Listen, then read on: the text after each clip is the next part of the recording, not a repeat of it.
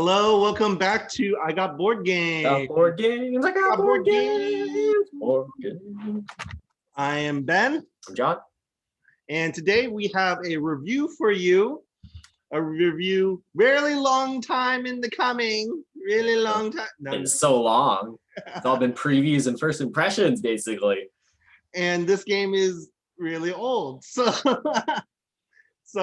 I mean, obviously, with a lot of the videos I want to put up on this channel, I want to try to do, the new things that pop out to me and that are exciting and maybe other people in the board gaming industry are, getting into. But then obviously there are very popular older games that I also want to be able to provide our thoughts on. Maybe it's thoughts you haven't heard over time, or maybe it's your just giving a different way to consider an older game. But I do want to get to some of these, and that's what we're doing today. One of these games, these very old games that are very popular that we're reviewing today, is the Oregon Trail. Oregon Trail. When Nicole has dysentery, like everybody who's on the Oregon Trail.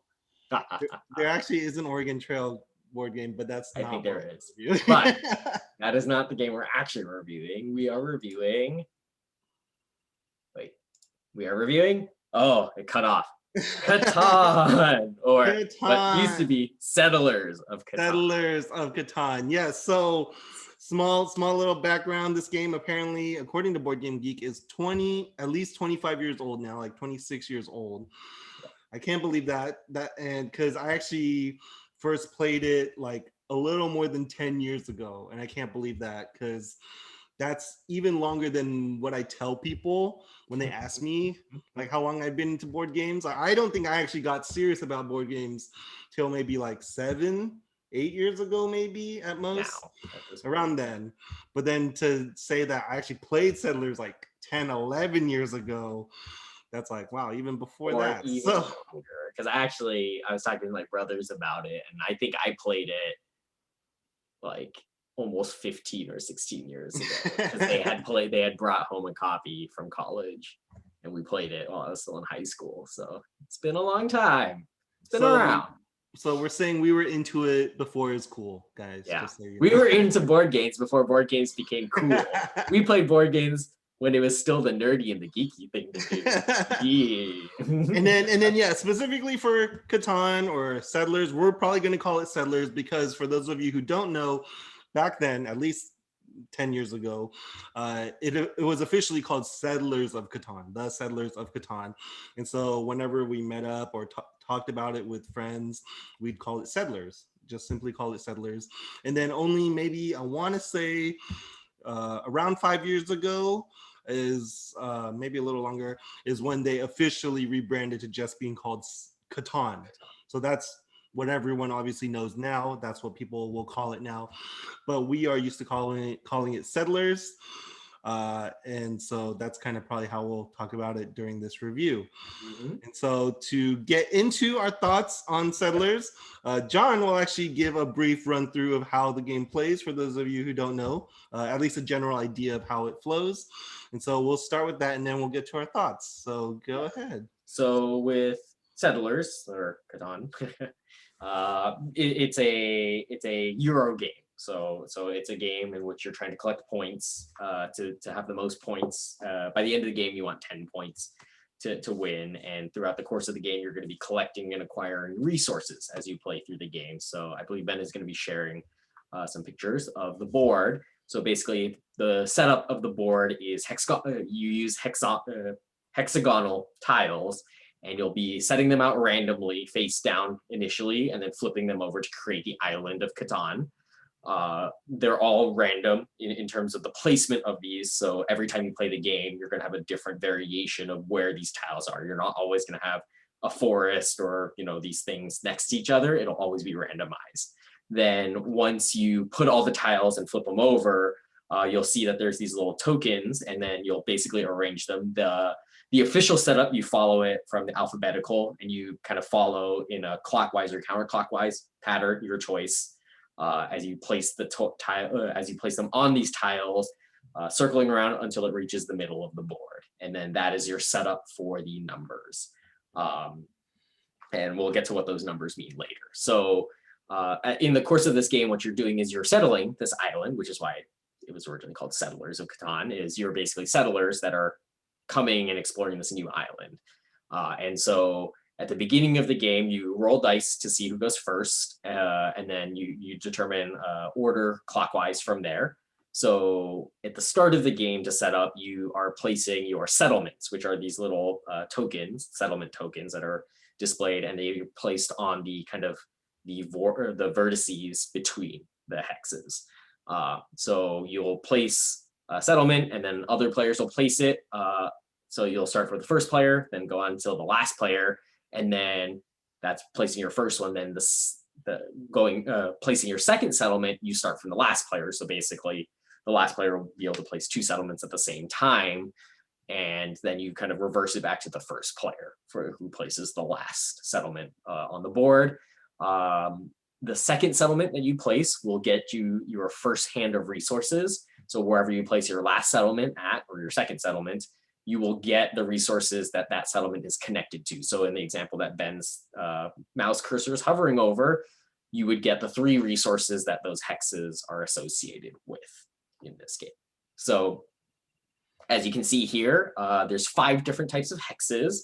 There's plains, hills, mountains, fields, and forests, I think, are the official names of the tiles, and they all have different resources that they provide.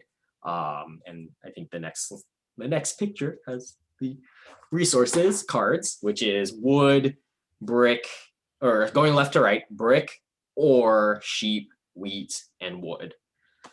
So those are the 5 resources that can be traded in the game. So throughout the course of the game, there's going to be different things that you can build with these resources. So you can build new settlements, you'll build roads that connect your settlements and give you the opportunity to make new settlements. You'll be able to buy development cards, which are kind of special one-time use cards that you can utilize in the game. You can upgrade your settlements into cities. And I believe in the base game, that's all you can build. But those are the main things that you can build in this game. So over the course of the game, that's what you're going to be doing. So how the turns work in this game is there's basically, you're going to have 2 dice, and you're going to roll the dice. And based on the outcome of the dice that you roll, as you can see here on the board, that will be the resources that are collected. So in this case, let's say, for example, you rolled an 8, the number 8 on the player's turn. Any player that has a settlement or a city that's next to it will receive the resources. So in this case, the blue player and the yellow or orange player would be receiving resources because the blue has it next to the place that makes bricks, and then the orange player has it next to the field, which creates wheat. So you add one of those resources in your hand, and then you'll be able to utilize it. So the way that the turn works after you rolled is then you have the chance to build. As the primary player, build or trade cards. So building is, as long as you have the resources to build, you can build as many things as you have resources. So there's no limit to the amount of things you can build on your turn. It's only your limitation in terms of resources. The other thing you can do during your turn is trading. So normally in the game, everyone has the power to trade 4 of the same type of resource. So it has to be 4 of like wood or 4 wheat or 4 sheep. You can trade those into the bank and get 1 of any resource, right? So you bank it in 4 for 1. The other things you can do is you can also trade with other players. So the person whose turn it is can initiate a trade with another player saying, I am looking for a wood, or does anyone have wood to trade? Because I want 1 wood or 2 woods or whatever I want. Then the other players would be allowed to kind of say, I'll give you that if you give me some other resources. So trades, you can initiate a trade at any time, just as long as but it can only be, or you can initiate a trade, but it has to be your turn to do the actual trading, right? You have to trade with the active player. That would be the only person you can trade. It's not like, for example, if Ben and I were playing a game right now and there was a third player, and it's that third player's turn, Ben and I can't just trade right now on the side. We have to trade with the active player during the turn. And then the other way of trading is on the edges of the board where the island coasts are. You can see that these different kind of little ship icons. basically what those mean is if you have a settlement built on one of those two sections, it allows you to do special trades with the bank. So there's one of the primary ports is it shows a question mark and it says 3-for-1 ratio, which basically means rather than doing 4 of the same resources, this just means you can do 3 of the same resource. So you get a little bit of a discount when you're doing the trades. The other kinds of ports are specific to a resource, and those mean that with that particular resource, if you have the settlement, you can trade 2 of that resource for any one of any other resource that you would like to get. So that allows you to, be more efficient with your trades in that way. Yeah, so a couple other things in terms of the board itself. So one of the things, as you can see here on the board, an important thing that you would want to know is when you're building your settlements, an important thing is you are not allowed to build your settlement adjacent to any other settlement. So in the example of the red settlements in the middle, you can see that they're kind of 2 nodes away from each other. You have to always build at least 2 nodes away. You can do it like what the orange player has done, where it's kind of 3 nodes away from each other. So that's legal, but just know that any of those spaces in between the orange and the red pieces of the settlements, you can't build, you would not be allowed to build a settlement there. You can still build roads in between them, but you cannot build a settlement at that point. And then, yeah, so the only other major building is the city, which replaces your settlements on the board. You don't build it separately. You basically take one of your settlements off of the board and you replace it with the city little token, and that becomes your new location. That one is worth 2 points versus the settlement only being worth 1 point. And what a city also does, in addition to just being more victory points, is anytime that resource is rolled that city is adjacent to, rather than collecting 1, you collect 2 of that resource. So in the example at the beginning of the game where we said we're rolling 8s, if that blue settlement there was a city instead, he would get, the player would get 2 bricks rather than just 1 brick. Or if the 10 or a 5 was rolled, they could also get 2 of that. And in terms of collecting resources, as we mentioned before, it's based on the number of settlements or cities next to that number. So you can collect on the same tile multiple times. So for example, in the 8 that we were talking about, if that player had 2 settlements next to the 8, you would collect 2 bricks from that location, not just 1, you get 2. And if you had a city and a settlement, you get 3 resources from that instead of 2. So yeah, like in this case, the red character, 11.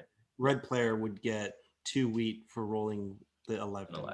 And it's any player rolling the 11. It's not just the red player. It's any time an 11 is rolled on any player's turn. The only other important rule that you probably want to know is, obviously, as you can see here, there's no 7s on this board. So 7, when that is rolled, actually activates what's called the robber. So what the robber does is when you roll a 7, basically that robber token that Ben is circling around gets moved to a new location. It cannot stay on the same tile it is, but it moves to a new location. And basically you can place it on any of the tiles on the board, other than the desert. You can't replace it back on the desert. It just starts there. So the player who rolls the 7 will get to choose a location for that robber to go. So for example, in this case, maybe the player puts that robber token on the 8, right? On the 8 brick. So what that does is in the future, for any subsequent turns, if the robber token is on the 8 and the 8 is rolled, it actually prevents players from receiving resources from that location. So if an 8 was rolled after the robber was placed there, blue would no longer be able to receive resources from there until the robber is moved to a new tile location. In addition to placing the robber in that location, the player who placed the robber there gets to take 1 resource card out of one player's, any one player that is connected to that tile. So in this case, for example, you would take a card from blue. If you place the robber on the 4 on this board example, you could either take it from the red player's hand or the orange player's hand. You take 1 resource from their hand, and then that location is blocked. The other side rule about rolling a 7 is at any point when a 7 is rolled, if you have 8 or more resources in your hand, you have to discard down to half of the number of cards rounded down. So in the sense of if you have 9 cards, you have to discard 4 cards. You get to keep 5, but you discard 4. So basically, it's a way of preventing people from hoarding. So in that sense, you have unlimited sized hands, but there's always a risk of potentially losing resources if the 7 is rolled. Otherwise, I think that's pretty much the whole game. The only other thing is, as we were mentioning, it's up to 10 points. There are some other ways of getting points other than building settlements and building cities. There's 2 special conditions. One is called the largest army, which means, I didn't talk about development cards. I'll talk about it a little bit, but largest army means that you have at least 3 knight cards that come from development cards. You get the card, and then the longest road is however many roads are connected together subsequently that you can count, in an unbroken chain. Then that can give you additional victory points, and those can be stolen, right? So that these conditions can change over the course of the game as long as another player exceeds the number of the highest person. So they have to pass them basically to take it from them. And then just kind of quickly going back on largest army, because I forgot to mention development cards. So development cards are some of the cards that you can buy. There's different kinds. So knights are the most common. As you saw, you can utilize these knight cards. Basically what they do is they move the robber without rolling a 7. All right, so you basically get to move the robber at any point. And if you have 3 or more of these cards revealed, that's when you get that largest army token or largest army card that we were showing. Then there's a few other cards here. Some of these cards, they allow you to build more roads. They can get you more resources. They allow you to maybe steal the resources from all of the other players. And then the bottom row is certain development cards that are worth just victory points, just straight victory points for winning the game. And that's pretty much Settlers in a nutshell. Yeah. Yeah, okay. I'm not going to talk more about rules because that's the game. Yeah. So first to 10 wins, right? Yep, and first to 10 wins. Yeah. And so with that, we will get into our pros. And we'll start with Ben because I just did all the talking, and this is weird because usually I'm the one who goes first. But you're starting with me, and I don't have anything. No, I'm just kidding. So yeah, I should also preface that Catan is a game that people who are very much into board games, probably over the years, maybe more so a few years back, that it was kind of like cool to hate on Catan because it was kind of the gateway game for a lot of people. But then for people who are in the board game industry, into board gaming world for a long time, they were like way past it already, right? I mean, you're already starting on the bashing of Catan. I'm just giving a little background of why I'm not bashing yet. Yeah. But because Catan, like I said, has been out for like 25 years at least now, and so for people who are already in the industry and then seeing people get into Catan like now, it's like we've had like 20 years of great games, since then. So, just kind of they're kind of a little head on it, and so that's why it was cool to hate on Catan. But I am here to be unbiased. Give a fair review. And so the pros first pro is that it's a very simple game to jump into, and that's why it's gotten so big, right? For a lot of you who maybe got into board gaming because of Catan, know this, right? Catan is basically the big gateway game after Monopoly, basically, and all those even older games people know from growing up, right? It's like the modern game that is easy to jump into, introduce people to. Maybe the only other one maybe comparable is like Ticket to Ride, but I think even Catan is more popular than Ticket to Ride. That's my guess. And so yeah, so the fact that it is a game with these parts going on, these mechanics of trading, resource management, dice rolling, and route building, which are all kind of mechanics that you don't see together in almost any other game, that they can come together and be easy to jump into for people is very surprising. It's not a small feat to have a game have these disparate parts together, but be so easy to learn and run smoothly.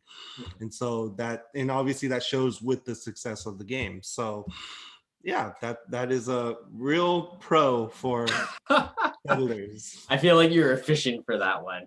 But no, to expand on that, I actually do think it is, as you were saying, it's a very interesting blend of different genres of game. And I do feel like Catan and Settlers, or Settlers, Catan, whatever it's called now, it it does something that I feel most other board games from kind of like what we call party games or like easy games, versus like kind of gamer games or like the more intensive board games. Like this actually it really does feel like it's the bridge between them, because this game has the social elements of party like games of negotiation and trading and actually interacting with other players, and also has some soft kind of like blocking and attacking of other players through the robber cards and through actual open placement on a board, which also is pretty unique in a game, right? Like the fact that, with the example that you raised of Ticket to Ride is pre-constructed boards, right? Like there's certain routes that are automatically placed on the board that you're just basically building your routes through in that game. But in Settlers, one of the pretty unique and pretty special things is the fact that after the beginning placement, or even during the beginning placement of your settlements on this island, you can place the settlements wherever you want following the rules, restrictions, but you can basically place it wherever you want. You can place a settlement on one side of the island and then the other side of the island. And not just that, once you actually start building your roads and preparing to build your settlements, like you can build the roads in, whatever road direction you want, right? Following the hexes, right? Versus in Ticket to Ride, like you would have to follow the pre-constructed paths, or you can only build trains to certain cities in certain ways, right? So that's already a pretty, I think, open-ended aspect that is very kind of easy to get into and kind of provides a lot of agency for a player, which is kind of a nice thing, right? Versus I think some games where it's like, oh, what am I allowed to do? I'm not sure. Or it's like, I feel like I'm limited, or maybe I can only do certain things. In Settlers, you're kind of open. Like it kind of gives that sense of the exploration of I can settle wherever I want after I've started my initial settlement, and I can kind of expand myself to the directions I want to go, which I think is kind of a nice feeling that people probably get during this game. Yeah, and I think the other thing that I think it's good at teaching people who are getting into board games is resource management, because I feel like that's kind of the main mechanic you would do the most thinking about, right? Not necessarily like the dice roll, or necessarily like how often you're going to go back and forth on should I build this or that. Like it has those options, but those are kind of a little more straightforward. But then it comes down to like, okay, if I have these, am I going to be trading now, or do I spend it now, or do I try to trade with someone? And I think older games like Monopoly, like I mentioned, is technically a resource management game too, but Monopoly, in my experience, feels more like a roll and move. Like you're not that concerned about your money. I mean, even though that is what the game is about and like building up stuff, it's still just like money. There's just the one resource that does the one thing. Mm-hmm. More like I need to roll high enough to get to the right spot kind of a thing. Where then to come to this kind of gateway game that then introduces people to actual kind of resource management, which is a really big mechanic in a lot of Euro games, right? Mm-hmm. Especially heavier ones. To have exposure to it in this kind of setting, I think is good. It gets people set up to then learn other Euro games where it's like, okay, now when I hear resource management, I have a slight idea of what that's like. These different kinds of resource that then I need to balance and figure out when I need to exchange it and such. Exactly, and that's also the nice thing about the resources in this game too, which is a positive in its direction, is that all of the resources have multiple functions, right? In the sense of what they can buy. So it's not only a purely about like I just need X amount of resources so then I can buy this one thing. It's I might want to build both of these things, but they both require that same resource to do it, right? Like if I want to build a road, like it requires this resource, but I also want to build a settlement and it needs the same exact resource as the road. And I need roads so I can build more settlements. But if I use up all my resources building roads, I can't build my settlement, right? So it's kind of this understanding of what is the best thing that I can use these resources for, the best judgment call that you can make. Or alternatively, you can be like, maybe I have a bunch of other resources that now I'm like, maybe I don't need them. Maybe I can trade it and get something that I want. But then also kind of thinking about, well, if I'm giving a lot of these resources to another player, maybe it's helping them, right? And it's kind of balancing out like I'll help you if you help me, but I also don't want to help you too much because then you're gonna be way ahead of me kind of thing. So I think that's also a really cool, or like it's a fun, it's an easy way of getting into, as you were saying, that resource management and thought process of what is best for me to get what I need, and also starting to think of like, is it really the best thing for me to get to in the long run, and can I really prepare myself in that way? Yeah. I think that's all I have to say. Yeah, I think I'm good with my pros for Sweet. this game. Into the cons. Okay. Now my whole list. You go first. You go first. I mean, I would say actually something that I was gonna also say towards the end of the pros was the like what I mentioned about the unique mechanics or unique mix of mechanics. Like I think that actually is in itself a pro and a con. Pro in that a lot of times, not a lot, but like a good number of times when people over the years have asked me, when they've played Catan and I mentioned other, maybe trying other board games, and they would ask like, oh yeah, do you know like other games that are like Catan? And I'd be like, no, I actually can't think of anything that has the mix of mechanics in Catan. Like even with all these board games here, they have maybe certain mechanics from Catan, but not those specific ones put together.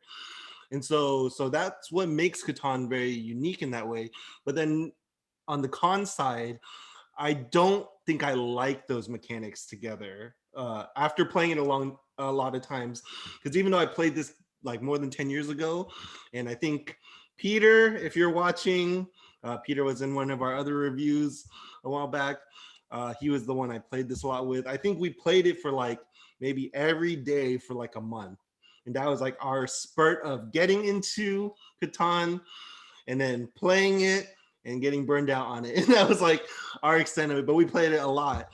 And I think over that time, even looking back, it was eventually these mechanics I didn't find as interesting of a mix as like in games I've come across later on. And I think part of it might be my own taste, where I think I rather have a game that can kind of, in a sense, go further with a certain mechanic, like it could have obviously a couple of mechanics going on, but to push them to kind of a deeper extent.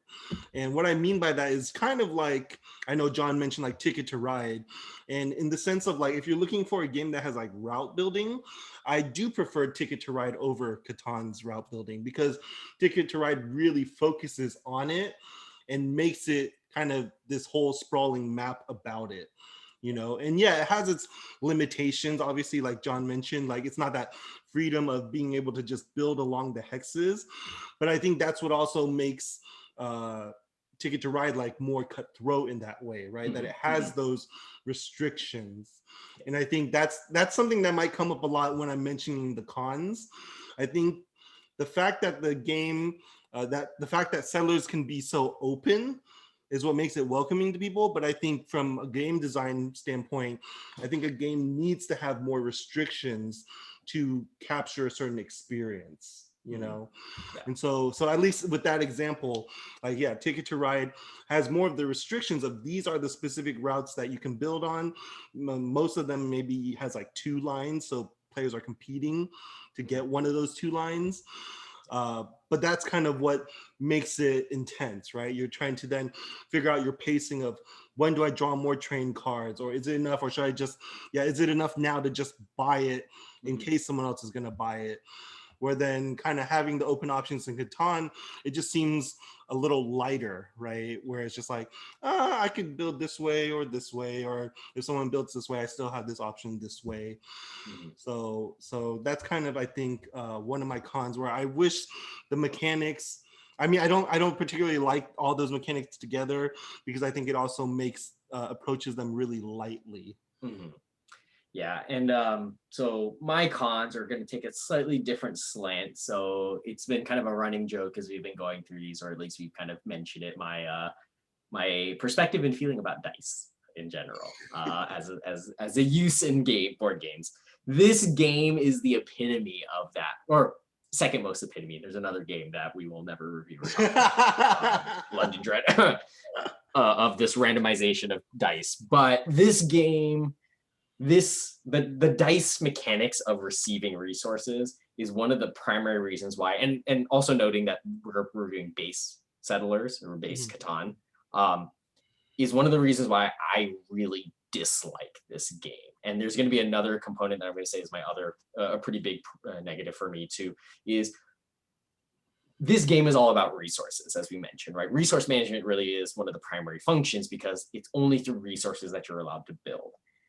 And based on where you place your settlements, that is how you gain resources. So kind of the thought of where you're placing your settlements as you're building out throughout this map, it's kind of increasing your chances of receiving resources as you play through the game.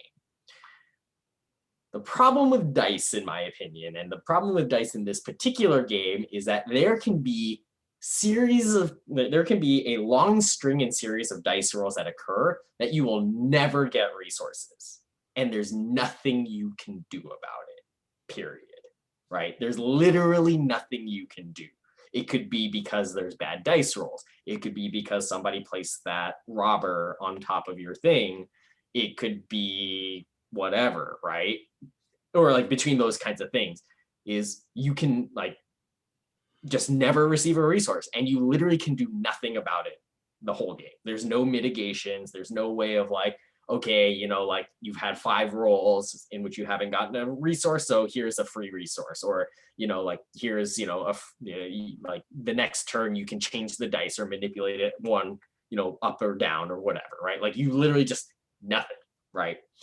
That really kills the game, because then you basically don't participate in the game. And I think that's where the real criticism comes in this, is that there are mechanics that are built within this game that discourage play, or they force players into positions in which they are not allowed to play the game, right? And that's, to me, one of the biggest criticisms about this particular version and this base game, is that the robber token basically is saying you're not allowed to get resources.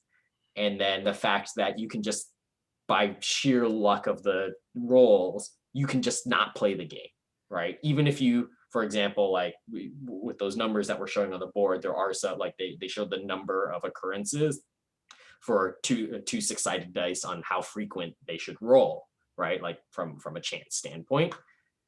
But that's just potential frequency, right? Because we all know probability, et cetera, and all that stuff, unless you're using weighted dice, which means you're a cheater. But that's not part of this review. But you could have some of the best numbers on the board and never receive resources. And I find that anything that prevents people from playing a game, right? And I think we've talked about this in a few other reviews in the past. When you have mechanics that explicitly prevent you from being an active player or having active abilities in the game, just sucks. And it's kind of one of those things, is like, why am I playing this game? Because I'm basically not playing this game. So those two are probably my biggest criticisms of this game. So wait, you said the dice rolling and the dice rolling and the mechanic of the robber preventing play, basically, right? Which, while it's an important mechanic in the sense of it is a way to hinder or prevent people who are doing well by kind of restricting them from gaining more resources, that concept of just taking something away from somebody is not a fun, it's not ultimately a very fun feeling, right? It tends to bring up a lot of just frustration in general, whether you're winning or losing. It's just not a great mechanic, in my opinion. Yeah, so then continuing then on my line of cons relating to the mechanics, I mean the dice rolling was one of those mechanics I mentioned, right? I mentioned Yeah. four main mechanics, right? The route building, resource management, Mhm. dice rolling, and trading. And so yeah, and you mentioning the dice rolling, that is, I do have an issue with how it can come down to that chance, but then that also ties into how I view how the game handles resource management. In my pros, I said it's good that it introduces players to it. The actual specific decision making with the resources, like that's the good part for people to get experience with. But then the fact that it's tied to the dice rolling is the issue still. Yeah. Where then I would say, like, if we're gonna play a resource management game, like I would rather play a game that, in a sense, handles that better, handles it more in depth. And like what I think of is a lot of what kind of caught on bigger later is like worker placement, which is an older mechanic, but it's still kind of something I think that had its kind of popularity a few years ago, kind of a surge, where then in those kind of games, those are often resource management games too. You're sending a worker to get you something, then you're spending that later. But again, like that's not a die roll, right? That comes down to your own choice and your own timing, which makes it interesting. Where if you're locked out of getting a resource, it's because someone sent a worker there, blocked the space, and you just didn't time it correctly. Yeah. Where then there's that sense of intensity and competition because of someone else's agency, Yes. versus, again, if it's just limited by dice roll, there is no agency, it just comes down to chance. Yeah. And Yeah. so that's another case where I would say resource management then could have been done more in depth, right? But it's kind of handled lightly in Catan. And Mhm. so then that comes down to one of the, I think the bigger complaints that people do notice who've played Catan a lot pretty quickly is the trading is kind of, when people hear that, they think it's really cool to be like, oh, I can just like discuss and trade whatever with people, during my turn. But then in practice, what happens is you'll have fun maybe trading early on and you'll be like, okay, yeah, I am getting ahead because I got that deal. But then the game, I think, almost always reaches the same point toward the end game of no one's going to trade anything with you because Yeah. we're all close to the end. So we're just not trading anything at all. Or they know you are close to the end, so no one wants to help Yeah. you get to the end. And I think that's kind of an issue because early on in your experience of Catan, like I said, that trading might sound exciting an idea and even doing it in the early games. But then you start realizing how games end that way and how the trading then basically is a mechanic that's thrown out at the end of the game. And I think that hurts it, right? Because again, it's the idea of trading as a mechanic in a game could be handled more deeply, right? Not just the simple idea of open trading, nice social aspect to the game, but then if you can have a restriction on the trading, like specific rules on how it's done, Mhm. or even a specific need for it, I think that makes it a more important mechanic and handled better. Like an example I'm thinking of is like an Antidote, a game we reviewed earlier on this channel, where in that game you need to trade to get information. Like everyone's in this race to get information, so you need to trade. But then there's restrictions to it, right? There's a restriction that it has to be one card for one card. And Mhm. so it makes it clear like how you can trade, but then it also sets up the need to always trade. Yeah. And so then it's always an ongoing mechanic that you're going to rely upon in that game. Yeah. And so that's a case where then I think trading is handled better instead of in this light way and Mhm. very kind of too open way in Catan. Mhm. Yeah, no, I think you hitting it on the trading was going to be my other kind of negative of it in this game, of that, especially once you get to a later portion of the game, kind of a core mechanic of the game is the trading, which is a way of getting resources that you don't have or are unable to get. It makes it basically it's one of those ironic things where it's like such core mechanic becomes obsolete by the end of the game, Mhm. where it becomes something that basically is a non-essential, or not non-essential, but almost like a, it's actively harmful for you to do so, because what typically will end up happening is if you are the one, because you can only initiate trades effectively during your turn for your benefit, if you're trading with somebody, they're usually going to try to get more out of you, because this game, because it's open trading, encourages kind of pushing the boundary on trading of like trying to get more out of the player you're trading with, because they're the ones who are in more need, which gives kind of that strength to the person, or not to the person who's offering the trade, but to the players who are kind of listening in on what is needed, right? So it's kind of the market encourages the suppliers versus the demanders in this case and in this circumstance. So the suppliers are the ones, and usually those are the ones who are already ahead in this game, right? Because they're the ones who have the resources. So it kind of just encourages them to have a higher and a greater lead, which means you don't want to be traded with, which means no one trades. And then basically it just isn't even something that people do in the game. Like Yeah, and then game. and then it's just all die roll at the end. Yes. And then basically you just wait for the dice to roll, and then it's just like, okay, who gets lucky to get their hits first with their dice rolls and on their turn, right? And then that's it. So yeah. And then I think one small con I would say, then this might be the last one that we have, is relating to the art and look of the game. It's okay. I mean, I think again, for people who are getting into board games because of the game, they might think it looks nice because it is a nice change from Monopoly, which is just open the board and it's square spaces around with, maybe different colored property lines and little money symbols. But then like, setting up a randomized grid of hexagon tiles and different colors to make it easily to view, like that is, I should have said that as a small pro, that it's helpful and easy to understand. But then as a con, it's just, with all the kind of games out nowadays, like looking at the stuff behind me, like so many of these games, if not all of them, because I care a lot about how games look too, if not all of them look better than Catan, which is just like these colored fields and terrains and that's the thing too. It's relatively staple artwork. Like there's no variation, right? The resources all look exactly the same. The tiles, right, all look exactly the same. Which again, like, is nice because it's kind of coordinated, but it's pretty basic. Like you could literally replace it with just like green for like forest, and like so, like you could just replace it with just color codes, and it would literally, like, you could still play the game just fine, right? So texturized kind of color schemes, it's ultimately still just color schemes. And then even the development cards themselves are pretty basic as well. I think there's only like, in effect, there's only 5 different types of development cards that you can buy in the base game, or like that you can go through in the deck that are different from each other.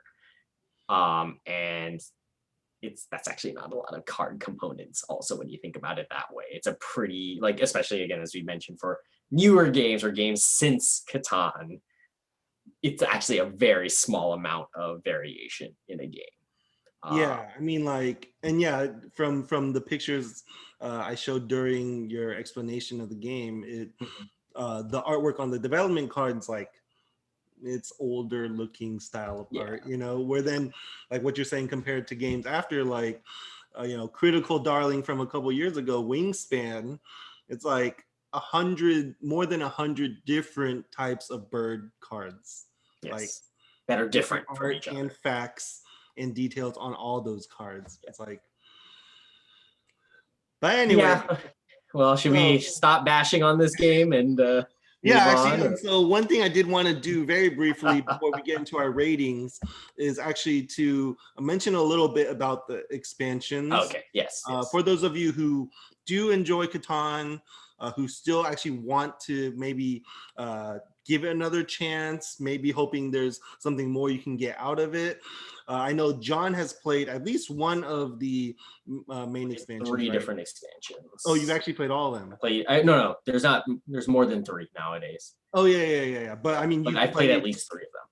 Yeah, so kind of going into expansions, Catan's been around for a long time, and I think, so as we were mentioning, this is a review of the base game. Yeah. So there are some of the criticisms that we raised in the base game here in this review that actually are addressed, or at least are partially addressed in future expansions. So the expansions that I played are Cities and Knights, Traders and Barbarians, and Seafarers are the three that I've played. I think there's a couple others. I think there's one with like Merchants and Pirates, and then there's some other one that I forget. I believe at least. So I believe there's at least 5 unique expansions because each of the expansions actually add new mechanics to the game.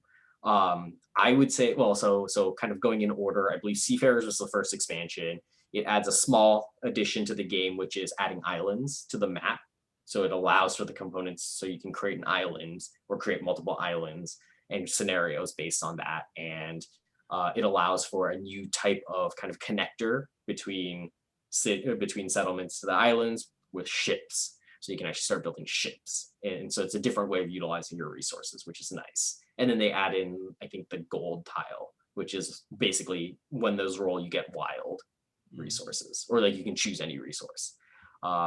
The second expansion is what I think is kind of to me, people who really like and continue to play Catan, it's because of this expansion, which is Cities and Knights. What basically Cities and Knights does is it actually does change some of the base components of the game. So for example, development cards in the base game are no longer usable. You can't use those in Cities and Knights. They replace it with new cards. And basically what it does is it adds in new components, new resource components that can be gathered in 3 of the resources. And I think it's sheep, the wood, and the ore. There's a new special resource that can be gathered. And that resource allows you to develop your kind of infrastructure in new and different ways. So there's, I think the trading can be increased better. There's one that increases kind of resource gathering in some capacity better and looking at cards better. And then one that implements military better, because the game also reintroduces the knight concept that's not on the development cards anymore, but as actual board tokens. So that's also a new kind of Cities and Knights really transforms the formula for settlers for Catan. And then Traders and Barbarians, I kind of don't really remember that much. I only played that one like once or twice. It was not too bad, but I felt like it didn't add too much. I think it added like a raiding mechanic. So rather than the robber going around everywhere, there's like raids that could occur. So based on, if a certain amount of die rolls were hit, then the raiding and the robber mechanic comes into effect in a very different way than it usually does. And I think there's some other ways of encouraging better trade with that expansion. But I don't remember all the specific components of that one because I've only played that one once. So, and that was like 8 years ago. And so aside from those, I do actually want to mention that something I have had an issue with also relating to the expansions, not the specific distinct ones that you just mentioned, but then know that Catan is a game for 2 to 4 players. Yes. But then to play with more, they have a separate expansion that is the 5 to 6 player expansion. And all of those. Yeah. And then for each one of those distinct expansions, there's the 5 to 6 player expansion. Yes. If you want to play with 5 to 6 players in that version of Settlers. And so that kind of idea of marketing, I have an issue with because it's spending a lot of money on still kind of a gateway game, like Catan, where from my view, I would think more of if your game originally could already play 5 to 6 players with minimal changes to the rules. In doing so, you should have included that in the game originally instead of making people spend more to buy it separately. And of course that gets into the business side of, but it's still cheaper to publish it for 4 players, and maybe that's what people will want more, and then some people will want the expansion. But I think from a consumer side, I think it would be more pleasant if you kind of just gave us what your game originally could do all at once, so that we don't have to worry about actually spending more money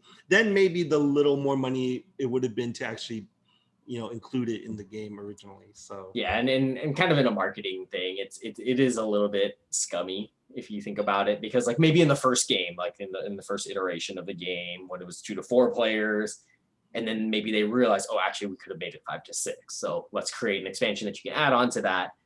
But then the idea is like when you created these future expansions for this game, you knew you could make it bigger already. So why didn't you make it bigger already? That's the part that feels especially kind of scummy about it when you talk about these later expansions that did come out years after them. So that to me, that part of the business practice especially feels kind of a little bit dirty in that way of oh, you kind of are making a little bit more money because they're not cheap. The expansions are, I think the 4 to 5, if I remember correctly, was like $10 or $15 to add on, and then the actual kind of expansion games themselves were like $30 to $40 as well. Yeah, At least yeah. back in the day when I remember reading. I don't know Yeah, if yeah, it I did prices read since then. before this that like So, the base Catan maybe retail prices around 40, yeah. and then just adding the 5 to 6 players is it's 5 to 6 player, right? Adding that. Yeah, it's basically adding 2-player boards and a few more tiles. Yeah, To make like it that's like another like $20 retail. And obviously you can get these cheaper over time and online, but like based on retail price, like you would be paying $60 to play Settlers just with that many people. And it's like that's pretty much expensive. for a game that's this weight and has this amount of gameplay going on, where then a party game or even like a game that plays more people but maybe focuses on certain mechanics, like say the Resistance, which we reviewed, a social deduction game, plays up 5 to 10 players. That's like $20. So that's like a real big price difference when it comes to doing the additional player count that way. Yeah. So anyways, that is our little bit to give you some info on the expansions, if that is something you're considering. The distinct ones obviously sound more interesting than just having the adding on the players. And so then going into our score of Settlers of Catan, we're not doing John Guesses the Weight because he accidentally saw the weight when we were preparing, and he already has Catan, so he won't want another copy anyway. But I'm gonna say it anyway. It's 2.32. Which I think is Who called it pretty out? Who called it heavy, out? like at least according to BGG. Yeah, a weight of 2.32. Yeah. That's like really? I'm actually would debate this. I feel like it's probably jaded by the fact that it's such an old game, so it's been around for so long. So people have probably just added all kinds of weights into it all the time. So Okay. I mean, my guess is maybe because it's like maybe the game that get people into board gaming. So if they're like new and then they're waiting, it's like that's their only experience of like modern board games. So it's like, oh yeah, that's kind of like heavier than all the other things I've played. But no, I mean, I would say a weight probably of like 2. And then they play on Mars. I would say a weight like around 2 is what I would give it. Yeah. Because I mean, there is some component, and it is like there are things to think about, right? It's not completely like no brainer. Yeah, it's not like a filler game. But it is, yeah. Like, but anyway, so going on to our ratings, and so we will start with John. What is your rating for? Yeah, so for the base game of Catan, my ultimate rating is a 5.5 for this game. I don't have a lot of desire to play the base Catan. I feel, as I've mentioned in this review, there's too many negatives to the game that makes it something comparatively to a lot of the other games that we reviewed, to something that I would ever really want to initiate to play myself. It's not so bad in the sense that I would never ever want to play this game, but it's definitely one of the games that I'm like, I will play if there's literally nothing else that people know how to play or are willing to try and learn how to play. And it's like, okay, I can stomach through this if I have to, kind of game. Again, that's because, as I mentioned before, I have experience with the expansions, and doing a review of the expansions would change the rating quite a bit, in my opinion. I believe, especially once you get into Cities and Nights and beyond, it definitely transforms the game in a way that's, as I mentioned, addresses a number of the issues that have come up in this game. But as it is, I think there are a lot of negatives to the game that, while it's a great gateway for people to get into the space, it's not something that I would want to just come back to. It's more of here's how board games could be like, Now let me show you some better ones, right? If you really want to, right? Or like, if you think this is good, wait till you try these games, which are way better. That is my opinion, and that is my personal rating for Settlers. So my rating is, I mean, I do need to give this disclaimer that I mentioned to John before we started recording too, was with a lot of my ratings, I try to, or I sometimes go to the BGG scale as a kind of a guide, because each number in their rating system, they give a little description of like, 5 is a take it or leave it. And I think 6 is like, we'll play if in the mood kind of a thing. So sometimes I go to that to help me decide, but obviously I'm trying to use my own rating system, which tries to be fair to the design and the production and the experience of a game, along with how much I want to go back and play it. And so for Catan, being a game that I will, I think, never play again, based on BGG scale, that's like a 2. Like that's when it's finally saying like bad, never play again. Where even like a 3 is like, you could try again, where me personally not wanting to ever play it again, but being fair to the pros that I said about the game, and it being this gateway game and introducing people to this unique combination of mechanics, I give it a 5.5. Hey, you copied me. No, you copied me. Copied me. You copied me. Copied me. 5.5. Copied So me. yeah, I mean, I think that's fair considering also the other ratings that I've given other games. It's not like as simple and predictable and bad as Garbage Day, which is one that I reviewed and gave a lower rating. But then like, not as good as one of my lower rated gateway games, Dominion, which is one that I might play again at some point, and I think was more innovative in introducing deck building. So not that low and not that high. So as a 5.5 is where I see it from myself. But then of course, as you can see on Board Game Geek, people are still liking it. 7.1 solid after 100,000 ratings. So yeah, there you go. Those are our thoughts and ratings on the Settlers of Catan, now called Catan. Mm-hmm. And so if you found this interesting, helpful, hope you'll share this with people you play board games with, your friends, family.